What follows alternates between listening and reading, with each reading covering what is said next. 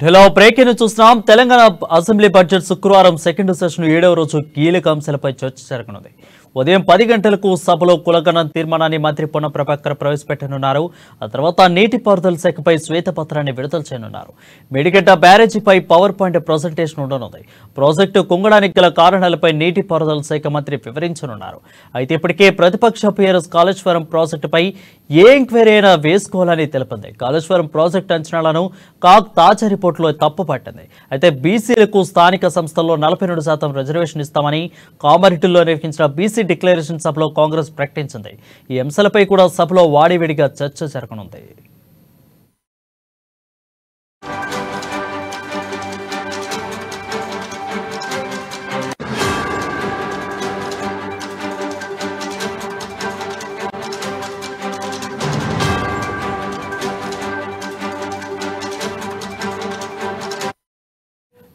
Breaking చూస్తున్నాం. Telangana assembly budget శుక్రవారం second section 7వ రోజు కీలక అంశాలపై చర్చ జరగనుంది.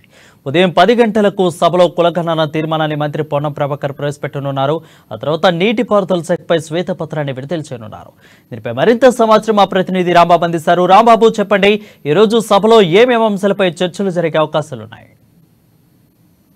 వరంగల్ ఈ రోజు అసెంబ్లీ సమావేశంలో ప్రధానంగా అత్యంత కీలకమైనటువంటి గత కొన్నేళ్ల నుండి బీసీ సంఘాలు కానీ బీసీ జనాభా కానీ ఎదురు చూస్తున్నటువంటి బీసీ కులగణనకు సంబంధించినటువంటి ఒక తీర్మానం అయితే రాష్ట్ర ప్రభుత్వం అసెంబ్లీలో ప్రవేశపెట్టబోతోంది. దీనికి సంబంధించి ఇప్పటికే ఇటు బీసీ సంక్షేమ శాఖ మంత్రి పొన్నం ప్రభాకర్ అయితే నిన్నే దానికి సంబంధించి కులగణనకు సంబంధించినటువంటి తీర్మానం ఉంటుంది, ప్రకటన ఉంటుందని చెప్పేసి భావించినా కానీ నిన్న ద్రవ్య వినిమయ బిల్లుకు సంబంధించినటువంటి ఆ చర్చ పూర్తి స్థాయిలో కాకపోవడంతో అది ఈ రోజుకైతే వాయిదా పడింది. దీంతో ఈ రోజు రాష్ట్ర వ్యాప్తంగా కూడా అత్యంత ప్రజలందరూ కూడా ఎదురు చూస్తున్నారు. బీసీలకు సంబంధించినటువంటి ముఖ్యమైనటువంటి ఈ యొక్క కీలక ప్రకటన కావడంతో ఈ యొక్క అసెంబ్లీలో ఈ రోజైతే ఈ యొక్క బీసీ కులగణనకు సంబంధించినటువంటి ఒక తీర్మానం ఉండబోతుందని చెప్పేసి ఇప్పటికే బీహార్ రాష్ట్రంలో ఇది ఈ యొక్క అమలు చేస్తా ఉన్నారు. మరోవైపు ఆంధ్రప్రదేశ్ లో కూడా ఇది పూర్తి కావస్తున్నది.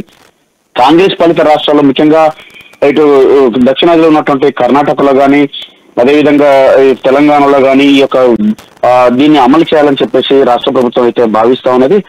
దీంతో ఇటు అంటే కాంగ్రెస్ పార్టీ కూడా ఏఐసిసి కూడా ఇచ్చినటువంటి ఎన్నికల్లో ఇచ్చినటువంటి హామీల్లో ఇదొక అంశం కూడా ఉన్నది. దీంతో ఇటు బీసీల కులగణన అనేది అత్యంత కీలకమైంది. దీంతో ఇటు బీసీ జనాభాలో బీసీలలో కాంగ్రెస్ పార్టీ వేలునుకు పెట్టే పరిస్థితి అయితే కనపడతా ఉన్నది.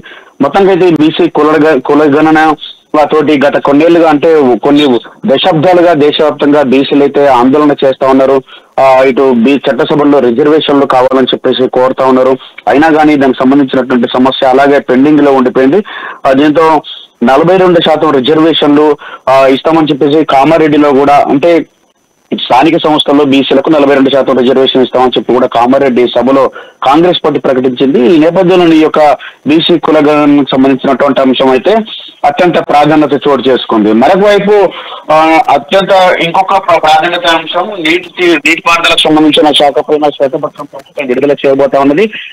దీనిపై ఇప్పటికే ఇటు హాట్ గా రాష్ట్ర వ్యాప్తంగా పాలిటిక్స్ అయితే కొనసాగుతున్నాయి.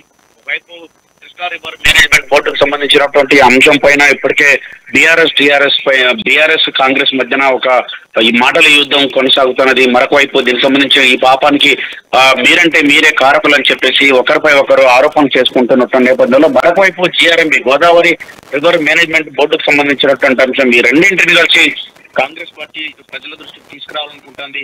అసెంబ్లీ వేదికగా ఈరోజు శ్వేతపత్రం విడుదల చేసి గత బీఆర్ఎస్ ప్రభుత్వం చేసినటువంటి తప్పిదాలను తద్వారా ప్రజలకు జరిగినటువంటి నష్టాన్ని కూడా రాష్ట్ర ప్రజల ముందు ఉంచాలని చెప్పేసి అది అసెంబ్లీ వేదికగా జరగాలని చెప్పేసి భావిస్తున్నది. నిన్న ఇప్పటికే కాళేశ్వరం సంబంధించినటువంటి లిఫ్ట్ ఇరిగేషన్ పై ఆ కాగ్ నివేదికను కూడా అసెంబ్లీలో ప్రవేశపెట్టడం జరిగింది. కాగ్ నివేదికలో కూడా అనేక లోపాలను కూడా ఎత్తుకోవడం జరిగింది. అంచనాలకు మించినటువంటి వ్యయాన్ని చేయడం జరిగింది. దీంతో ఇటు ఇతర బ్యాంకులకు సంబంధించినటువంటి అంటే బడ్జెట్ సంబంధం లేకుండా ఇతర బ్యాంకుల మీద ఆధారపడి రుణాలను చేయాల్సినటువంటి పరిస్థితి ఉంది. దీంతో రాష్ట్ర ప్రజలపైన భారం పడినటువంటి పరిస్థితి కనపడుతోంది. మొత్తంగా అయితే ఇటు తద్వారా ఈ యొక్క కాళేశ్వరం ప్రాజెక్టు ద్వారా భారీ స్థాయిలో అవినీతి జరిగిందని చెప్పి చెప్పేసి ఇప్పటికే విజిలెన్స్ అధికారులు కూడా చెప్పిన నేపథ్యంలో కాగ్నివేజ్ గా కూడా అదే స్పష్టం చేస్తుంది.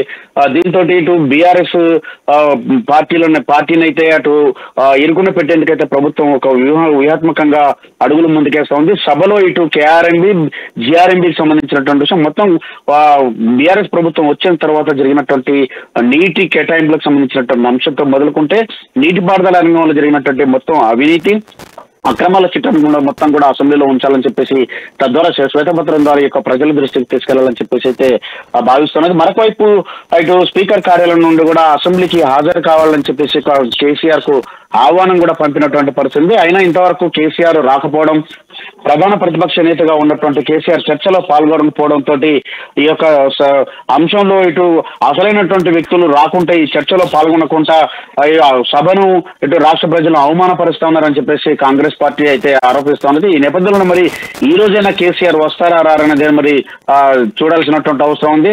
కేసీఆర్ అయితే ఈ యొక్క సమావేశాలకు అయితే వచ్చేటువంటి అవకాశం కనబడతలేదు. హరీష్ రావు లేకపోతే కేటీఆర్ దీనిపైన వివరణ ఇచ్చేటువంటి అవకాశం కనపడుతుంది. మొత్తానికైతే అసెంబ్లీలో ఈ రోజైతే హాట్ గా జరిగేటువంటి అవకాశం ఉంది. ఆ అసెంబ్లీ సమావేశాలు కూడా కులగణన అదేవిధంగా ఈ యొక్క నీటిపారుదల రంగానికి సంబంధించినటువంటి అంశాలపైన మాత్రం చాలా హాట్ గా కొనసాగేటువంటి అవకాశం ఉంది. వరుణ్ రైట్ రాంబాబు, అయితే ఆల్రెడీ మేడిగడ్డ బ్యారేజీ కుంగుపాటు మీద ఎన్నో రోజుల నుంచి ప్రతి సవాళ్ళలో మనం చూస్తూనే ఉన్నాం, మాటల విమర్శలు కూడా చూస్తున్నాం. సో ఈరోజు పవర్ పాయింట్ ప్రజెంటేషన్ పీపీటీ ఈరోజు జరగనుంది. సో ఈరోజు పీపీటీలో మళ్ళీ ఇంకోసారి చర్చకు ఇది ఏ విధంగా దారి తీయబోతుంది, డైరెక్ట్గా ప్రతిపక్షం అధికార పక్షం ఎదురుగా వాదించుకోబోతున్నారు. సో ఇది ఈ రోజు ఏ విధంగా ఉండబోతుంది?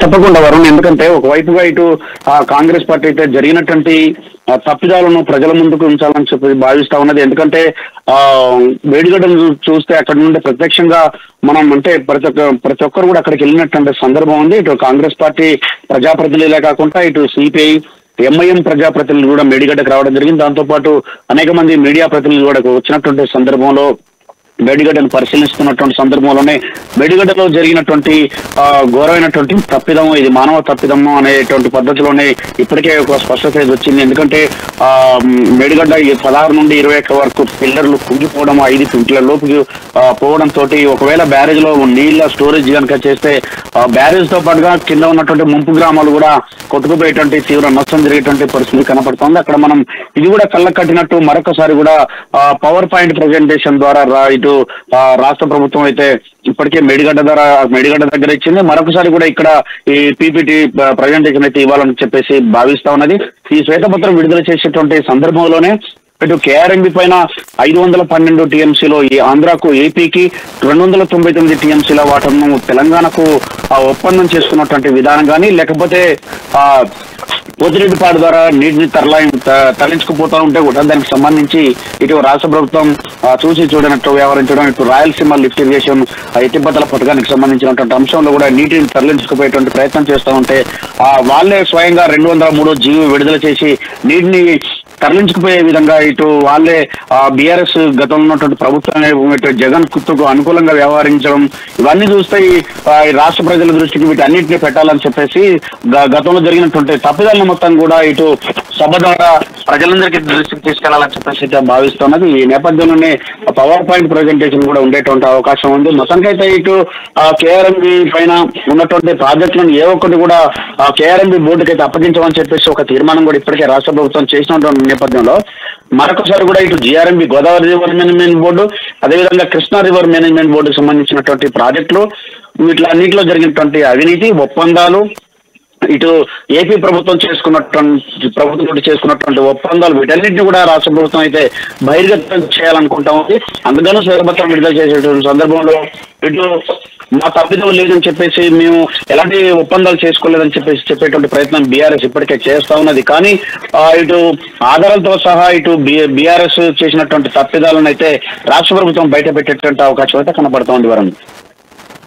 Right Rambabu, thank you Rambabu for the clear update.